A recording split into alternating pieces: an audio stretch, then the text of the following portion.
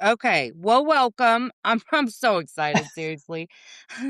Audience, we were just exchanging tattoo stories. Well, okay, so to summarize the work that you do, so you're a clinical psychologist and you work in the addiction space. You are also in recovery for yourself. Yes.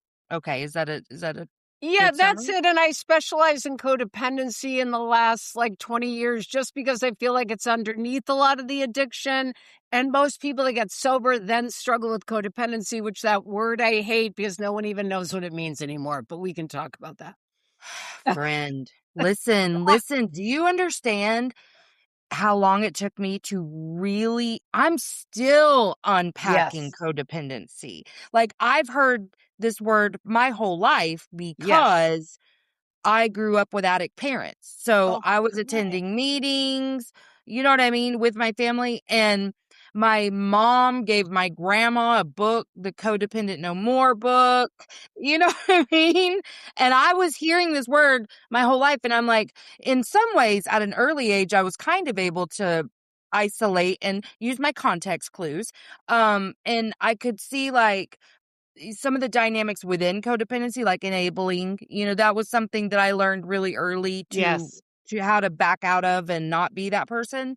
But there was just so many different, like, I had to come to grips with like, this was probably, well, once I started like my little healing journey a couple years ago, somewhere in there, I was like, I'm kind of codependent with my children, Oh, and not in like it wasn't a sweet way. It wasn't like, oh, I can't stand to be away from them, because God knows that wasn't the truth. But it was more like, I don't know how to function if they're not happy. I don't know how to function if they're not achieving. I don't know how to not view them as a direct extension and reflection of me. I also don't know how to ask them to do basic household chores and it not make me feel shame for needing the quote unquote help. You know what I mean? Like, there was all kinds of shit to unpack there. So I love that you're saying most people don't know what it means, because I think that's so true. I am still decoding the word. oh man. Yeah. And I mean, you've just said 20 things we could do an hour podcast on. Children and parents with children for me is huge. And I've done a few talks on parenting podcasts and stuff, but I think it's the hardest group for us to really see our codependency. And the problem is, it's like this famous writer said, if I keep packing my kid's backpack, they're going to think they can't do it. And that to me is so much of it. It's like out, and we can talk about this too, out of our own fear, like you just said, fear of them not achieving, fear of, feeling guilty of asking them to do something, fear of them not liking me, fear of them getting upset, fear of them having feelings, whatever it is, it changes our behaviors. So our behavior is being directed by their responses to us or our fear of their responses rather than Yes. what's really true for us. So that's a whole thing in itself. And I feel really strongly about it because over the year, I have a 25-year-old now. And I think I started my first Al Anon meeting was when I was pregnant with him. So that's how long it's been. And Wow. it really, the thing about codependency is, and again, we're on a roll already, is we think we're helping someone. We think we're doing something for them, but in reality, it's for us. It's out of our own fear and discomfort. And so parents, my journey in parenting, a lot of it was around what is getting activated for me that I'm about to do Yes. this behavior? What is Yes. this reminding of my own childhood, of my own experience? Because parenting is all about the parents. It's not Yes. kids, right? Do you know that's why I hate working with children? Because parents refuse to be aware of that, and they Yes. will not acknowledge it, and they will Yes. literally, I did my grad school internship practicum thing with kids, and I Yes. remember parents being like, literally, fix them. Bitch, go to therapy yourself. What are you talking about? What are you talking about? And I hate it. I hate it. And yeah, so I really hate that. But also, I oh my gosh, I resonated so hardcore. What is being activated in me? Because Yes.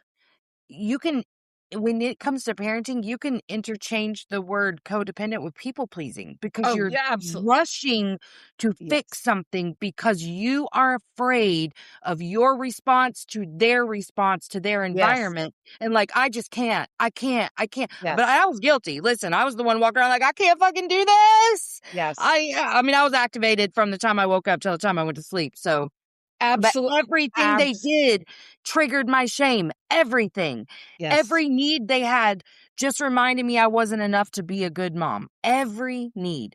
And I had to reframe all of that and understand like Yes. these are little humans. They're not your property. And ultimately, every little caveat of their life is not your responsibility. We give them so much power too. I mean, I remember being at a mall one time and I heard this upset and I was walking through the mall and I looked over and there was like 15 people in like a semicircle up against this wall. And I heard crying. And when I went over, there was literally a 2-year-old that was controlling 15 people. And I thought, that's codependency. And the problem with parenting these days, and I did a talk at this last year, is they're so afraid because it used to be so, like spanking and hitting and violent and all Hmm. that control. It swung to the exact opposite, which is I'm going to negotiate with them about every frickin' thing. And Yeah. sometimes you just need to be a parent. These people were negotiating with a 2-year-old. You don't do that. You just set a A boundary. You pick 2-year-old's them up not and you capable pick of them up. negotiation, first of all. Yes. Like, Yes. but no, I hear what you're saying, and I've certainly been guilty of that myself. I get a Yes. little agitated when people like, I have a friend who was constantly like if I brought up co-regulation, they think Mm. that that means like being like, "Oh, I can't deal with it." And I'm like, "No, actually, that it's the exact opposite of that. It's being very attending to the Yes. situation and you staying regulated even when they aren't." That's how Yes. codependency comes in. I can't be regulated if you're not regulated. Right. And that's an area I'm still working very, very, very hard on. But Yes. every time I do it, it deepens my understanding of what I am capable of. Yes. So I mean, it's changing even still just the relationships with my children. And it makes you view just other humans differently. So it really Yes. does become the most empowering thing you can do is just to understand you are enough. And Yes. you don't have to defend, you don't have to explain, you don't have to do any of those things that you were programmed to believe that you Yes. did. And Yes. usually we're repeating codependent dynamics that we've been a part of, in childhood.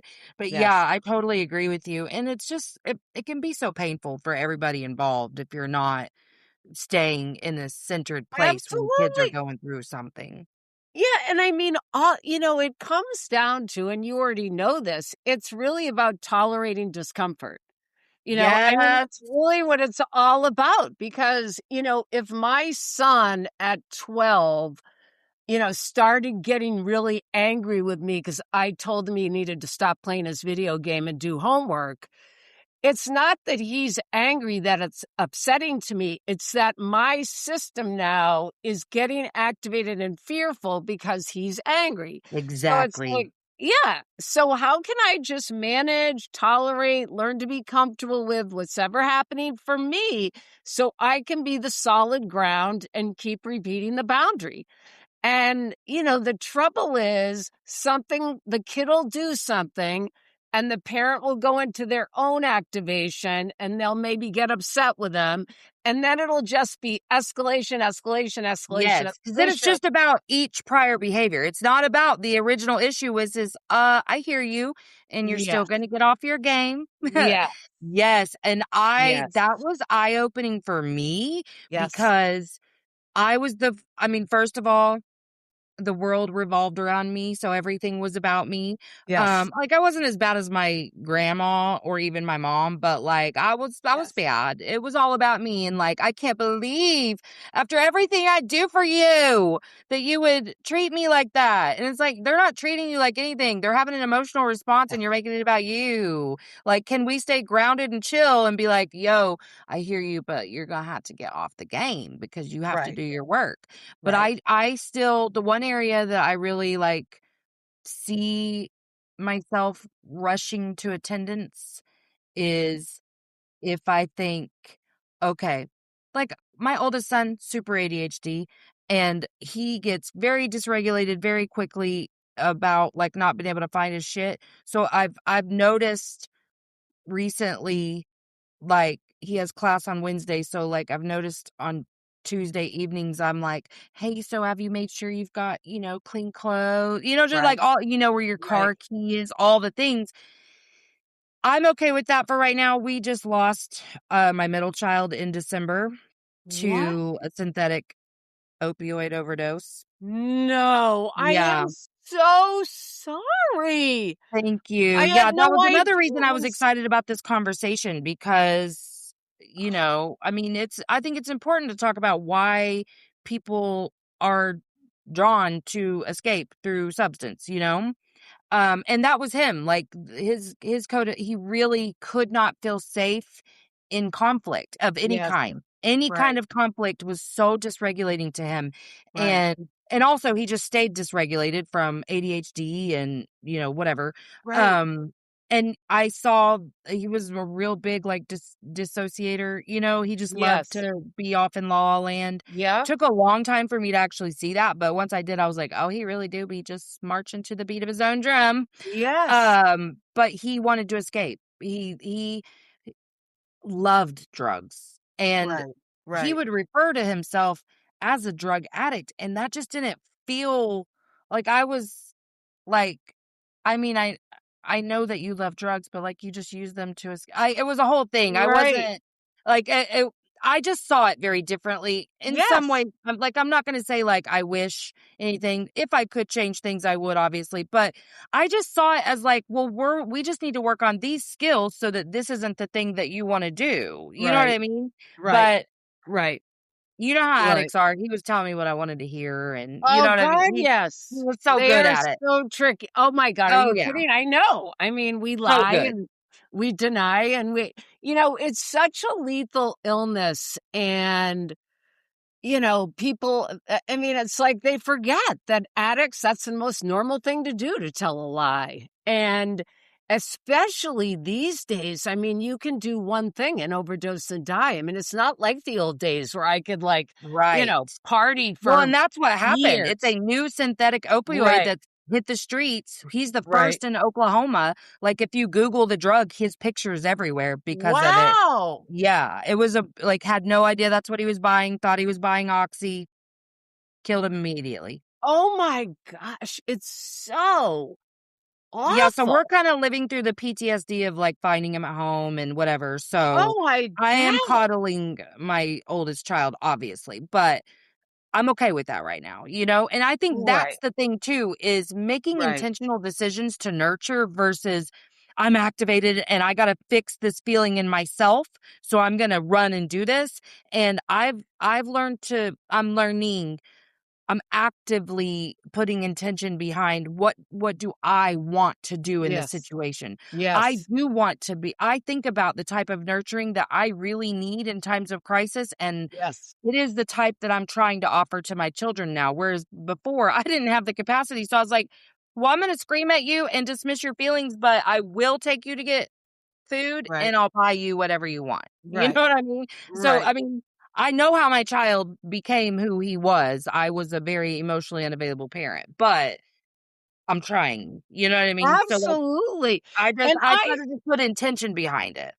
And I really believe this, and I don't know if you do, that every single person does the absolute best they can at any given moment. I mean, Absolutely. now I might know certain things I didn't know 20 years ago, but, and also I try not to pathologize. It's just not the way I think. Like, we have these childhoods, We Yep. develop these brilliant behaviors as kids to survive and feel safe, whatever those are. Maybe they are doing drugs. Maybe they're lying. Maybe they're, some may be more, negative than others, but it's how we coped.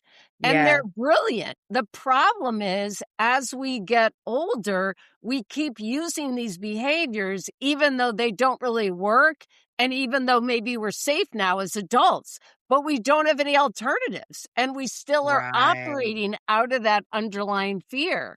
So, I mean, yeah, it's funny because when you're saying that stuff about, having compassion for yourself, like my first, and I'm going to send you copies of my book, my first tip or tool in recovery from codependency is having compassion for yourself and self-care and reducing your load, because Yes. codependence, overfunction, overmanage, try to take care of everyone else, don't stop, are upset, anxious, depressed, everything. And the thing about codependency too is there's so many presentations. There can be someone Yes. who's very passive and people pleasing and like has a smile all the time. And then there can be someone who's just enraged all the time and Yes. controlling. And With so 30 to-do lists and yes, yes, yes, yes, it manifests a lot of different ways. And at first, yes, it's just resting and taking a breath and saying, okay, what can I do today? What can I let go of? What are things that are going to make me feel better, etc.? Because it is stopping. And so that was a great yes. point. Yeah. Well, I remember, like, there was a time when my boys were young and my daughter was a baby because there's quite a big age gap there.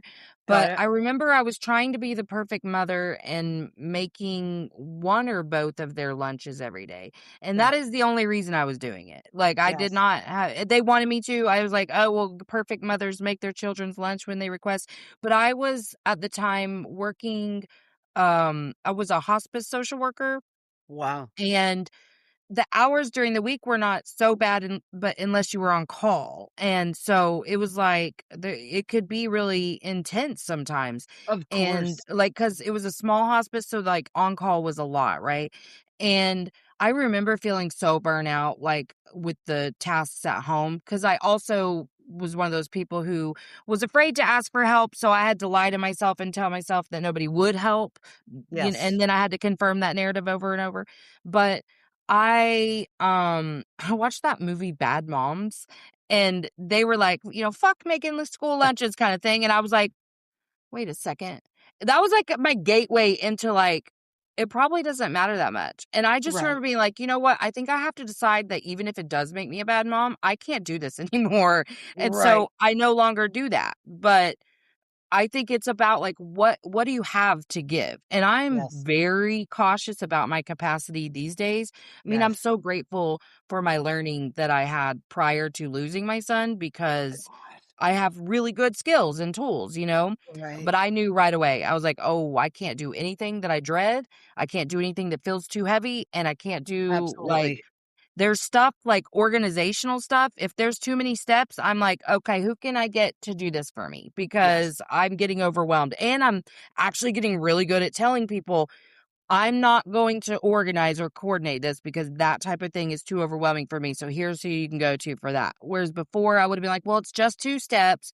But I'm so grateful that I'm so willing to Yes. be like, I can't do that because people Yes. don't understand that that's why they're suffering is they don't have the capacity for their current load. Yes.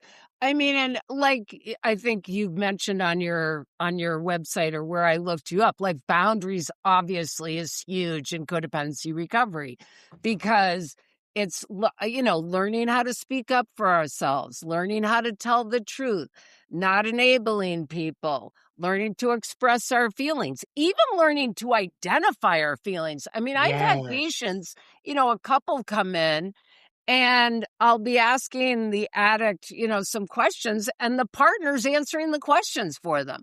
Do you know what I mean? So it's like even Yes. just knowing what your feelings are, oftentimes someone can say what their partner's feeling, but not what they're feeling.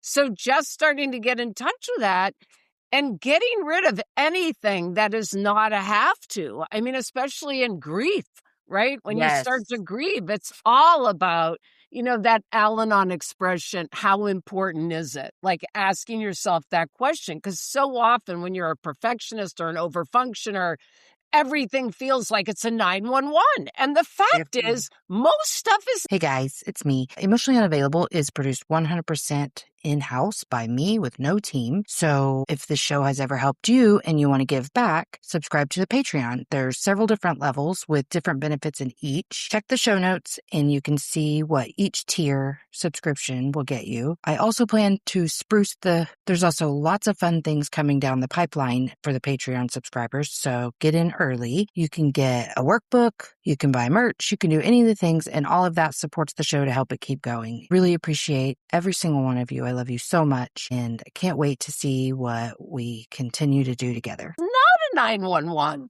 It really isn't. It just feels that way, especially if you grew up in addiction, especially if there was lots of chaos, especially if there was lots of crisis. Your system is used to operating at a certain level. And Yeah. so it's almost uncomfortable when it starts dying down a little bit. So I yeah, know, but all you the know what's funny? When I would yes. hear that before, like not everything's 911, I'd be like, okay, let me look. Yeah, Um, But it really like, I think you just don't know my life or something because, right. like, this is all you're wrong because it is all emergency. So, Yes. and I would try it, but every single I mean, when I say I woke up and went to sleep activated every single day of my life, it was Yes. so bad. And then Yes. as my children, like, were becoming teenagers and I had a kid who was fucking using drugs and stuff, like, I mean, literally, that was the catalyst for my mental health crisis was Yes. when he really, like, Of started course. getting in trouble because I was like, "Oh my god, I don't even know what to do." That's right. Thankfully, I got my shit together in the last couple of years to where I mean, I did my best, but Yep. I I was just lost. I was like, "Oh my god, I don't know." And it was really just the stress. I really wasn't taking on too much shame or anything about his behavior, surprisingly, but I was like, "I don't know what to do," and I was afraid. I was so afraid, and so it caused so much stress. Of course. Oh my God, you've said so many things. So this is the thing. First of all, when you say I wake up activated, I think like it sounds like another word would be I wake up anxious and afraid. You know what I mean? Like that I have to suddenly manage everything, right? Mhm. I mean, if I'm waking up anxious and afraid, I'm going to have to feel like I can control everything. Oh, I know what I was going to say. So you don't know this about me, but the reason I wrote a book is because my husband relapsed, my second Mm. husband. He was 15 years sober. We got married in 2006. And within a few years, he had a motorcycle accident. He started taking Oh. opiates. And all of a sudden I hit this wall where I remember because he was lying to me about everything, right? I'm seeing 25 patients a week. I've been going to Al-Anon for a zillion years. I've been sober. And my husband relapsed and I literally feel lost. And so think about that. Like if I feel lost and I have a doctorate in psychology, all this experience, I've been doing this work forever, how is the average person going to know what to do with an active person in their life? And that's why I ended up doing a deep dive on this because it is not like getting sober where okay, I quit the drugs and the alcohol and now I can get on with my life. Healing from Yeah. codependency is much more tricky and complicated because you're dealing with patterns of behavior like you talk about on your podcast that you've had for years, that have worked for years. And that's going to be your toolkit. And you're thinking, okay, these are the things that are going to help me. But in the end, they actually do the exact opposite. And we Yeah. don't know that. So when I pulled down a shoebox from the closet one day and a bunch of pills rained down on my head, it No. was like, my entire, like, when you're like, you think you're in a reality and then suddenly you're in a totally different reality. And I was like, all of a sudden, all his behaviors, everything that had been happening completely made sense. Like, Uh-huh. I'd get home from work and he might be asleep on the couch and I'd think, oh, he's exhausted from work. Meanwhile, he had taken a bunch of Percocets. But you can rationalize and minimize and deny anything because the person is telling you this is the reality. So Right. just like the defenses and the cognitive patterns in addiction, like rationalization, denial, minimizing, it's the same thing with codependency. When another Yes. behavior, like your son or my husband, is behaving in a certain way, we can say, oh, well, that's really not what it is. He said this.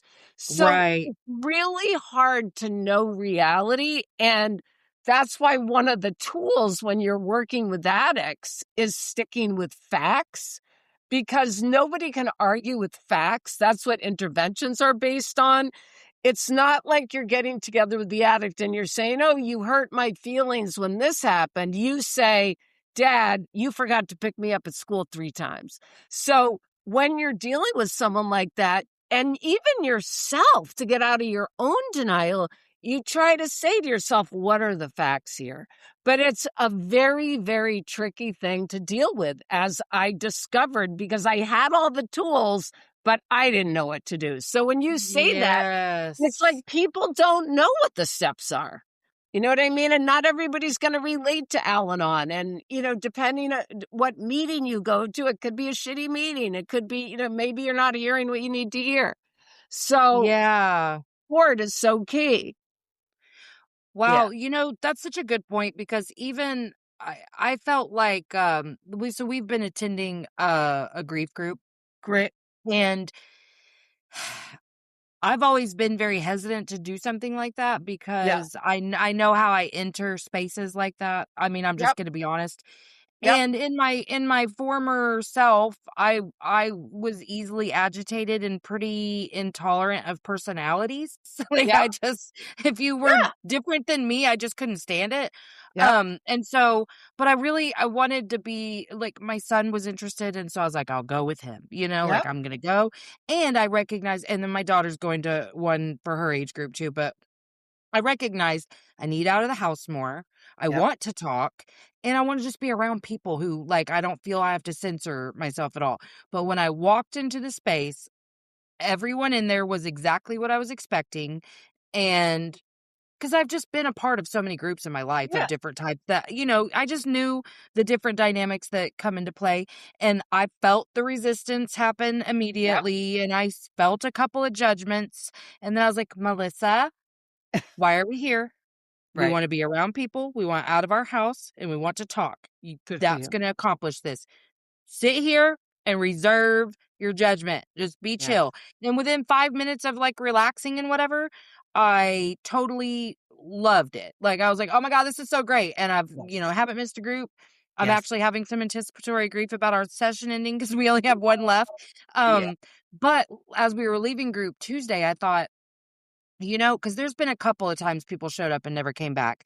And I wasn't surprised by Yeah. it, but it was also like, I think if we could do a little better too about educating what groups really are for and how, go find one that you do like if you don't like this Yes. one. Like I'm a part of a non-faith based one because that fits my needs This doesn't better. work. Right. Yeah, Right. but Right. maybe you want the one inside of a church, you know what Yes. I mean? But I think I definitely had a misconception about what a grief group was. I really Yes. did. Even though I've worked in grief spaces for so long, I've never been a part of a grief group, and I Yeah. really didn't understand what it was. So, I like that the way you're framing that because it's also like there's so many supports Yes. and people have to be aware of those too, not just the tools that you use internally, but what's actually available to you.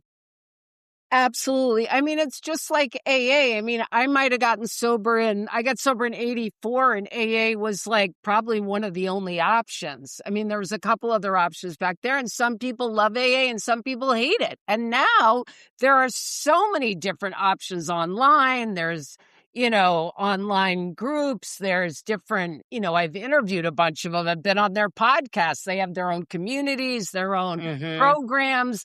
So, I mean, there's so many ways to get sober now. I mean, I think the only caveat I would have is, and kind of like the grief groups, is you want to find someone that knows what they're doing and takes it seriously, because addiction, especially, I'll see some Instagrammer that, has 3 months of sobriety and she's starting a community, you know what I mean? Which is Honey, like, okay, yes. that's Yes. fine. But also, with grief, I mean, I think it's just really important. I mean, the connections and having a space to talk and be validated to me is so important, no matter what issue you're trying to deal with.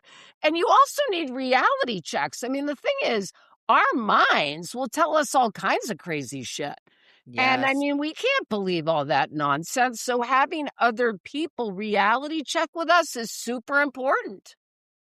That was something that really helped me in the early days was I mean, it's still early, we just hit 4 months, but the Yeah. earliest was to, if I was having a thought and we've all kind of leaned on each other for this, but if we're having a thought that's not going away, like, Yes. saying it out loud to each other Yes. and then someone offering a bigger truth to it, Yes. 'cause we really like most people, it would be one of those real, like, remorse, regret, guilt type, or even just in the manner in which he died and how we found him. Like, was Yes. there something more we could have done? You know what I mean? Like, things like that, and each having to reassure each other, like, because the drug that he died from was actually they're referring to it as Narcan resistant. It's that Oh strong. my gosh. Yeah, because it's 10 times stronger than fentanyl. And so, Ah, just, like, having to assure each other of, like, we did everything we yes. could, or you know what I mean? Yes, But which is a normal spiral people get into yes, afterwards, yes, and right? so I felt, like, really good because I kinda modeled that first, Yes. like, being like, "Hey, I'm having a thought, I'm just gonna workshop Yes. it with you guys," but it really did come in handy that we were so open to do that because the earliest days, you can't control Oh, what's, no. like, coming Your up, mind's gonna go crazy. Right. Oh, and yeah, Right. it was Right. well, and just the trauma of it, it Oh was my gosh. exhausting. I can't imagine.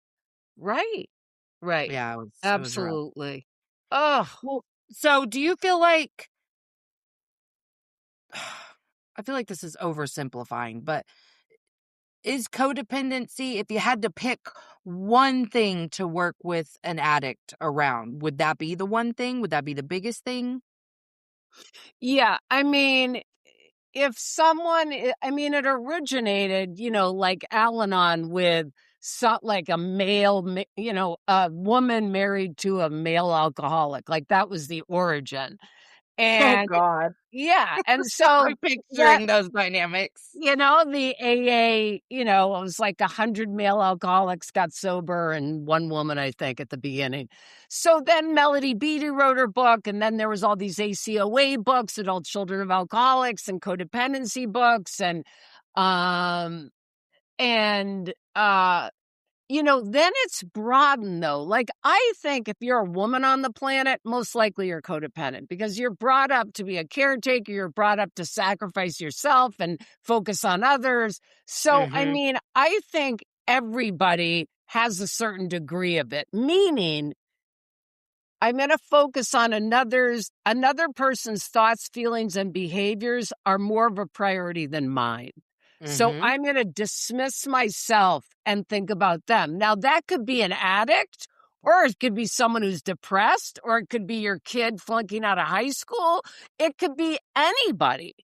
And the thing is, the dismissing of ourselves comes at a huge cost, because Yeah. when you do that for long enough, what's going to happen? You're going to have tons of resentments. You're going to be enraged. You're going to have anger issues. You're going to have anxiety. You're going to get depression. You're going to probably have some physical problems, headaches, stomach aches, whatever. Yes. So, I mean, it comes out there's such a huge cost, just like there's a huge cost to addiction. I mean, I believe people die from codependency also. I've had parents like, remortgage their house for the 18th treatment center for their kid, and their health is going down the tubes. They can barely Yes. function. Then the woman gets cancer or whatever. I'm not saying it's a cause and effect, Right, but but the it thing is what about it is. it is what it is, and codependent people often neglect their own needs. And so that's why Yes. the mantra I have when I've done groups and stuff is, what do I want? What do I need? What do I want? What do I need? What do I want? What do I need? Because even identifying what you want and need, I've had people say, I don't even know what my needs are. So even Yes. just clarifying, what is it that you need? And put the person over there. Like, it's like being addicted to a person is really what it is, Yes, right? and this is why these conversations are so important, because almost everything's an addiction if you Yes. haven't learned to manage your shit. Like I always said, I I hesitate to say this sometimes because I never want somebody who's struggled with like a substance addiction to think that I'm diminishing their struggle, but I'm Right. like, I kind of get how you got there because I'm an addict of life. Like I was Yes. one of those people who said I have an addictive personality. But Mm-hmm. if one is better, 100's great. Like Yes. I it was always hyperfixation, Yep. obsession, Yes. people, Yes. substances at times, Yes. experiences. Yes. And like I right now I'm perpetually addicted to TikTok. Yeah. Like there's like literally my dopamine centers are like, "Hey, more, more, more." I do feel like I understand. I think it did prevent me from necessarily seeing my son's situation clearly. Maybe, I don't even know. I Yep. don't really have that many regrets. I mean, there's some things obviously, but it's also like I don't know. I just wasn't gonna shame him, you know what I mean? Right. Felt Right. like I did have boundaries around our space and, Yep. I felt like I had great boundaries, but I wasn't gonna be like, "You're a piece of shit for doing Right. that." It was just Well, and like, that "You're a doesn't human, you did a human thing, let's figure out what the next step is," you know? right.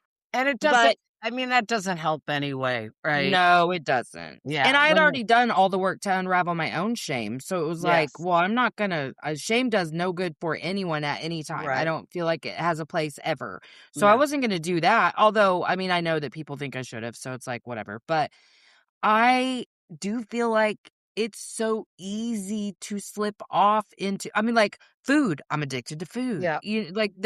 I feel like I understand this journey so well Yes. because I had all the makings of a drug addict. I just was lucky enough to not become dependent anytime I did Yeah. dabble. Well, you're making such a great point because I may have put the booze down in 1984, but then I picked up food. I became a bulimic temporarily. Then I got put that down. Then I picked up men, sex, relationships. Oh, been there. Yeah. You Hmm, know what I hmm, mean? hmm. And then, Yeah. so I've literally, then I had cigarettes and I mean, I've been addicted to everything. Oh, yeah. I'm addicted to my vape. Yeah. Yeah. Yeah. So, I mean, and especially now with phones, everybody's addicted. So, I Yes. mean, and really, it's really interesting too, because when I was 10 years sober, I ended up going to a treatment center. I was literally getting my doctorate degree. I was in California. I'm in a program, and I started to feel like, God, am I nuts? I keep having these unsuccessful relationships. It was really the codependency stuff. So I heard about this treatment facility that dealt with a lot of the codependency, and I went there.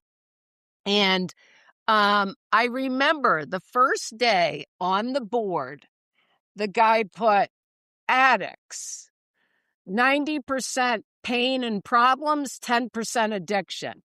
Co-addicts, 100% pain and problems. So it's like everybody's the same. It's just like some people may be using to deal with their stuff. Maybe someone else is, binging Netflix. Maybe someone else is eating. Maybe someone else is having affairs. It doesn't matter. I mean, a lot of us don't learn really what it is learning how to cope with discomfort, pain, anger, and not act out in some way. And hopefully, people are raising children now. Hopefully, the next few generations, it's going to be more accepted to have feelings, to validate feelings and all that stuff. But it's going to take a while. I mean, Yes. everybody's got stuff.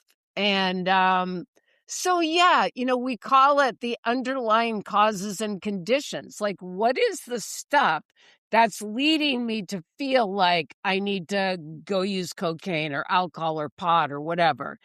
And again, it's pain, it's anger, it's fear, anxiety, shame, guilt, all that stuff. It's my history, things I can't tolerate thinking about that I need to get some space around. Yeah. So, I mean, it's all of it. And it's figuring out how to unpack all that, how to, have acceptance with a lot of it without needing to escape, like you said from the Yes. beginning, and having Yeah. other tools and remembering we're all human and everybody's got something. We are no different, Yes. really. Yes. Yeah. Well, and the reason my show is called Emotionally Unavailable is because that's where everything really started for me was like I took a quiz and it said I was emotionally unavailable and I was like, Good. "What?" So, like, learning what that really looked like, one of the first things that I uncovered was you hit on this earlier when you were talking about we learn to dismiss ourselves. Well, Yes. when we dismiss ourselves, we also have to grow that into dismissing others because Mhm. if I don't dismiss your feelings, I'm going to have to deal with what it's bringing up in me. And I Yeah. don't like that. So I was just saying, like, I repeat this example all the time with Yes. clients is well, it's like how I used to see the fact that like a child died in a car accident, and my very first thought, like of my first thought was like, oh my gosh, and then the second was, okay, how were the parents at fault? What were they doing so that I can make sure? And I would never do that. So okay, my kids are safe, like because I was afraid all the time, and Yes. I had to find a way to control things. But I also didn't know how to sit in compassion for someone else's experience. I had no idea because I have to feel my own shit if I'm going to be compassionate. And I was not willing to do that. I Yes. didn't realize that at all. But Yes. now I'm teaching people, okay, what would happen if you just said, oh my God, that really sucks. Yes. And then you had a tool for how to move through that instead of being like, well, I don't even have to feel bad for you because XYZ. And I'm like, well, why did I hear guilt in there? That it wasn't your fault they were experiencing that anyway. So what if you just had that kindness, had that compassion, and then had a tool for how to not let that drown you, but you didn't tell them their problem didn't matter, you Right. know? Yes. Yes. Oh, super great. I had like 5 different ideas while you were chatting. Yeah, I mean, the thing about guilt is just such a useless emotion. I mean, it Hmm. doesn't help at all unless it's guilt over, say, I stole something and I feel guilty, which means I'm human and I need to repair and make I have amends. a conscience. Yeah. Yes, I have a conscience. Exactly. And then the whole shame thing is that I'm bad and something's wrong with me, which of course is a lie. But shame is a killer and it can keep us really stuck. And the answer to shame is putting your voice to it. The only way to get out of shame is to speak about it. Yeah. And because it's like, that saying, we're as sick as our secrets. And Yes. that whole idea, when we don't share something we've done, the shame is going to kill us. Oh, And it compounds so badly, yes, so yeah, badly, and something I'm really passionate about teaching people is that your brain's gonna lie to you and tell you it's not safe to share it for lots of reasons, yes, and the most common one for me was, well, I had some religious shit where I thought maybe the devil would get me if I got it. shared my fears because I was taught that, but also I didn't know how to, because giving voice to it at first would really activate it, because I was working to shove it all down. So I was like, oh no, I can't even talk about it because, and Yes, so learning like, okay, and if you cry in front of people when you're stressed, that's okay. Like, it's, I'm just, honestly, grief has forced that.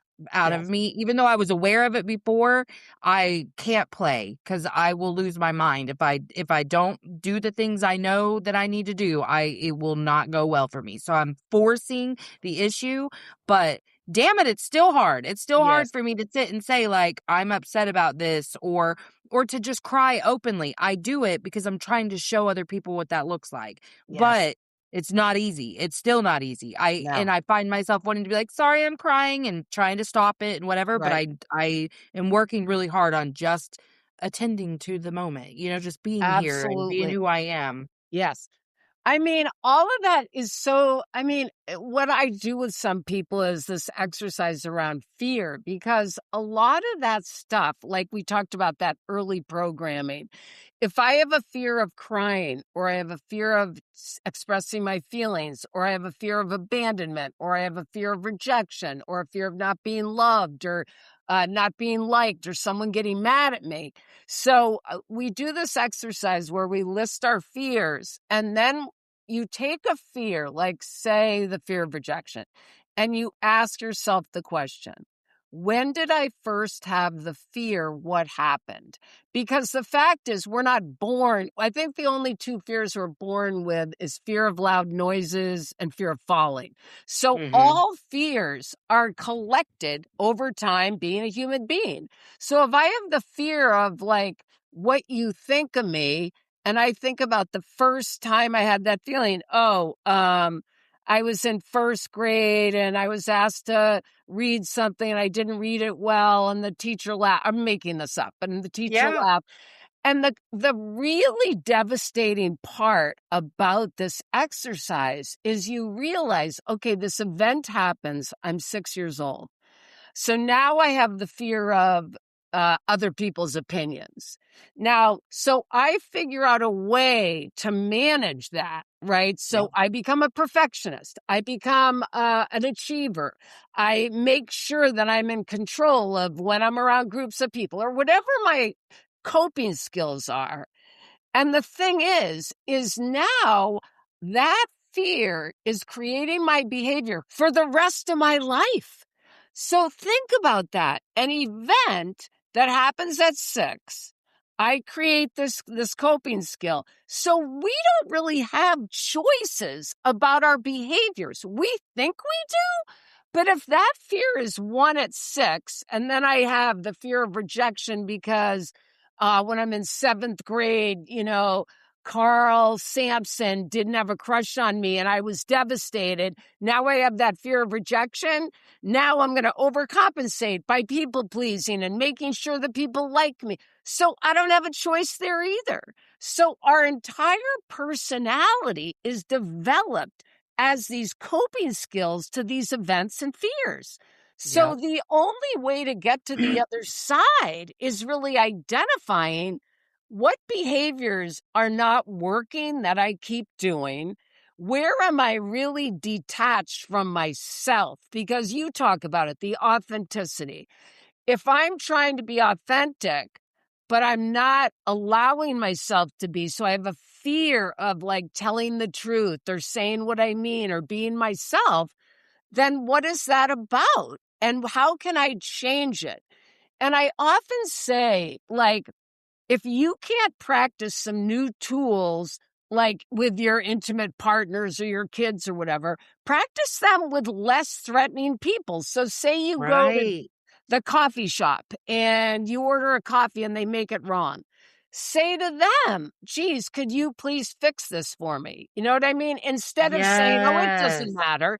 So start asking for what you need with less threatening situations. Yes. That's That's some such a good practice point. in other ways, because someone will say, I can't Yeah. tell my husband that he upset me. I mean, you can, but you're afraid to. Why are you afraid? And we can look at that, but then start practicing with your good friend or with your employees or whatever.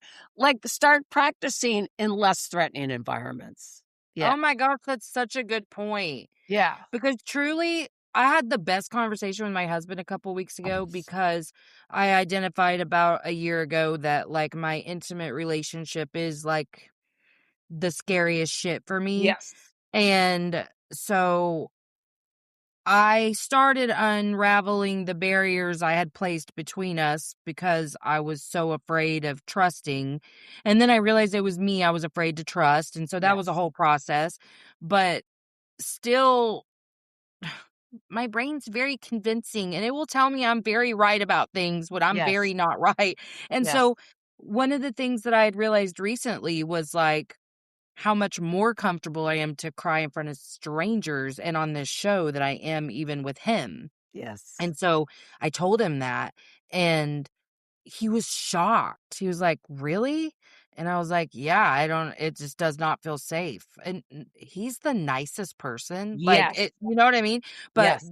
because for me, that's so much a part of like I'm trying so hard not to hand over too much of myself to you because that might really break me if you die or you leave me or cuz my dad died when I was 15, uh, Got it. also of an overdose. So it's very quick, very Got it. unexpected, and so that really, like, shaped the way I viewed relationships Yes. because, that everyone leaves thing, just that was it. That was That was that it. was the icing on the cake then, and I was like, "Oh my god, we are all gonna die, and at any time, anyone I love is just gonna die," Yes. and that really came out the most in my Of relationships, course. and Of course. so if I love you too much, it'll break me, and that's what I really had to how I realized it was me I was afraid to trust because I was like, "Okay, let's say that happens. What are you afraid of? What next? What's gonna happen if that happens? Are Yes. you afraid you're gonna die?" And I was like, I kind of am afraid it would kill me." And Yes. then I had to work on that not enough narrative. I'm like, "Hey, you're enough. You're enough for any of this. Like, you got all the tools inside of you." But I'm just now verbalizing some of the stuff to him. I Yes. said all of that to him for the first time the other day, and he was so surprised to hear all of it. Like, "Really? You can't cry in front." It's not like I never have, but, like, No. even around my son, I'll catch myself, like, trying to, like, stop the cry, and Yes. I'm like, "No, no, no, no, cry," but I didn't realize how much it bothered me to cry in front of him until I lost my son. Like, I had to Right. start paying attention to stuff because my Yes. brain is a fucking liar. Right. And it just, I mean, I often say that our deepest wounds and our childhood stuff always plays out in our romantic relationships. I mean, it just does because that's where the charge is. That's where the most intense feelings are and our longing and all of that stuff. So it's Yes. totally normal for it to it is so odd though when you say that, right? Like I mean, I'm in a relationship and similar stuff happens. It's like he's the nicest guy in the world. I can cry anytime I want, but yes, some of these fears of being vulnerable is like, what's the belief? I often talk about, and you've said this, the lies I tell myself. So what is the lie I tell myself if I cry, if I'm vulnerable? And I'm sure there's tons of options. Someone's going to leave me or they're going to be mean to me or they're not going to be available or whatever it is. We have these old beliefs. This seminar I did years ago said, if you don't work through that stuff, the beliefs that you had and the responding behaviors when you were young, what you're going to do is going to take your past, you're going to throw it into your future, and you're going to live into your past over and over and Over over and over. again. And Yep. it's so true. I mean, I knew a guy once who so he had this fear of abandonment because of his mom had, abandoned the family early on, blah, blah, blah. So what would happen, and this is very simplistic, he'd get into relationships, he'd have the fear of abandonment. So he'd become super controlling and Yep. domineering. And what would happen? The women would abandon him. So it's Yep. like we do these behaviors out of the old fear, but we're recreating the same thing over and over. So to break those patterns is really important and it takes courage to do something different, like you're saying. And oftentimes it is a crisis or a death or something huge to finally get someone to be like either express anger or express sadness or reevaluate their life or leave their job. I mean, sometimes we can cope with a lot of stuff, Yeah. right? Yeah. Well, that's why I've become so passionate about working on myself to see how I'm making my outer world match my inner world, and then Yes. teaching others the same thing and trying to come up with really relatable examples for Yes. people to understand the science behind it. Because I'm pretty woo woo, so I can make it as woo woo as I want Yes. to for myself, but Yeah. like just trying to give really grounded examples about you hit the nail on the head with something that I had to learn for myself. If I believe everyone leaves, then I'm going to push people away to confirm that belief. Right. I will do everything. I'm not over controlling just because it makes me feel safe. I'm over controlling because I know it's a behavior that pushes them away. Yes. And then Right. when they leave, I get to go, and this is what I fucking said. And so one of the things that I've been doing is coming up with little catchphrases because I had to do this for myself. If I caught myself saying, this is exactly why, or what did I say would happen, like any I told you so type moments, that was my little subconscious clue to be like, whoa, whoa, whoa, whoa, whoa, whoa, whoa, we're doing the thing. We're doing Yes. the thing. We're making our Yes. outer world match our inner world. And I'll tell you Yes. what, manifestation became a lot easier when I started to realize how I was making my outer world match my inner world. But I'm Yes. so passionate about that right now because that's been something that's really helped me grieve Yes. is really honestly understanding all the ways in which my son was doing that, how Yes. he had to confirm these beliefs. And so much of that was related to his escaping through drugs. But he had to believe that he didn't need to feel ashamed of those things that, like, and I wish he hadn't, but that, he justifying his behavior over and over and over to confirm his little narratives. Yes. And it gives me comfort to think about it in those terms, but it also helps me grow exponentially. Yeah, I mean, you said something so great, which is, and I often say this, that the only way someone can really change is to say, I am responsible. Meaning, addicts, like I worked with them for years. I mean, we blame everybody else and we say, oh, if you didn't do that, I wouldn't have used. Or my mother wasn't this way, or if my boss wasn't this way, I wouldn't. And it's like the only way someone finally can get clean and sober in my office is when they own, oh, I'm responsible for my addiction and my recovery. Nobody, I can't wait for everybody else to change. That's actually codependency. If my happiness is based on other people changing, I'm screwed. I have to be responsible. I need to be the one that says, okay, no matter what I've done, and what I feel, my feelings are my responsibility, my actions are my responsibility, and my thoughts are my responsibility. Instead of, which is the codependent mantra, I'm responsible for other people's thoughts, feelings, and behaviors, is the Yep. lie. I'm Yep. only responsible for my thoughts, feelings, and behaviors.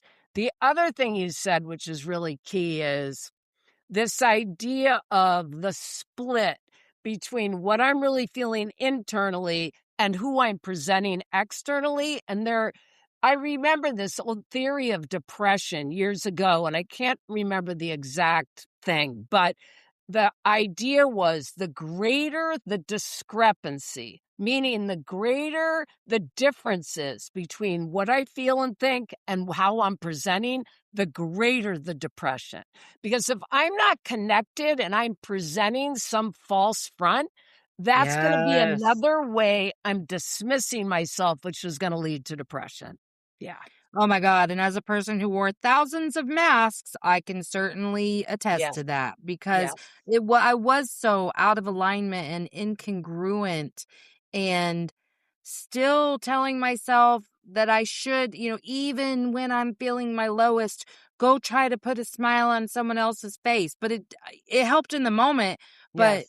meanwhile, I'm never telling anyone how dark it is. And then it got to where I was saying how dark it was, not like to the full extent, but, in a way that I also chose to push people away. Yes. I say it and now I can't be your friend anymore because you know what Yes. I mean? Because that was really dangerous that I just told you that. Right. So now I have to Right. make you the bad guy.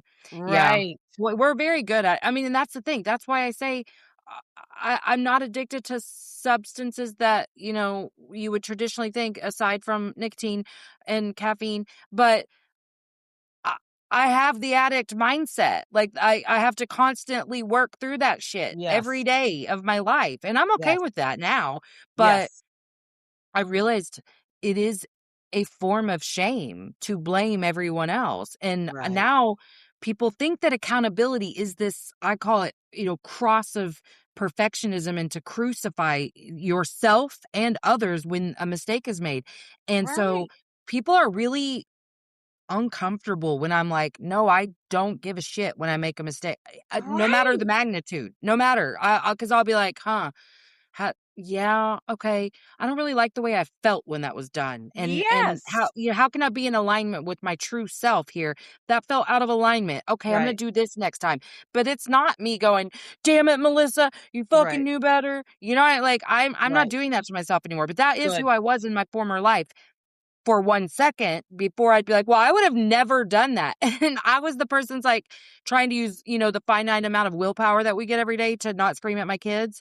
And I'd be Right. like, keep it together, keep it together. Now I'm screaming, but I wouldn't have done that if you hadn't done normal childhood Right. stuff. Right. So, and just like learning, like, oh, I have to stay safe no matter what. And I'm the Yes. safety. Yes. Oh, okay, my bad. Well, and compassion for yourself and others. It's like, we have these crazy expectations of ourselves. And it's Yes. like forgiving ourselves and forgiving others to me is where it's at least at my age right now. It's like none of it matters. It's like if I start judging myself and beating myself up, it's like all that does is get in the way of my growth. I mean, what's the point? Right. Really, what is the point? Right. And if I believe that I'm doing the best I can at any given moment, and so is everybody else, then I can't judge, right? Right. Because there's no Yeah. judgments to be had. There's only compassion. And Yes. yeah, yeah. So I I'm with totally you. agree. I'm with you. Well, So I much. could talk to you for hours. I need you I to know. come back. I But know. in the I definitely will. meantime, tell us Yes. where we can find you. Give us the info, and I'll make Oh, sure I include yeah. it all in the show I have a notes. website, drsarahmichaud.com, and there's, information about me. You can email me. You can get my book. I have a little YouTube channel called Leaving Crazy Town. And it's because I have a sense of humor and like we talk about, like you do, really heavy topics, but we try to laugh. And we also give examples from our own lives. I do it with my best friend, Finn, who's Oh, an I love that. attorney. Yeah. And he's been sober 10 years and he's hilarious. So, and I interview people and, we do a book club, and we actually just released a video yesterday that's hilarious. We have pets now. So we have a cat that wrote in about his codependent owner. So like check it out Oh my God, I can't wait. and you'll start laughing. So at Leaving Crazy Town with Finn and Sarah. So check us out. Okay, and I'll make Yeah, sure I include all of that in the show notes. Thank you so much. Seriously, you this were was a such a delight. beautiful You were conversation. a delight. And I know Yay. I have Okay, to wait. I'm gonna press stop Yeah. if you'll hang out for 1 sec. Yes. Thanks for coming to Emotionally Unavailable. If you haven't already, like, subscribe, and share. Emotionally Unavailable. All right, that's it from me. So make sure that you check out the show notes for links. And until next time, let's all just keep swimming. INDEPE and cut.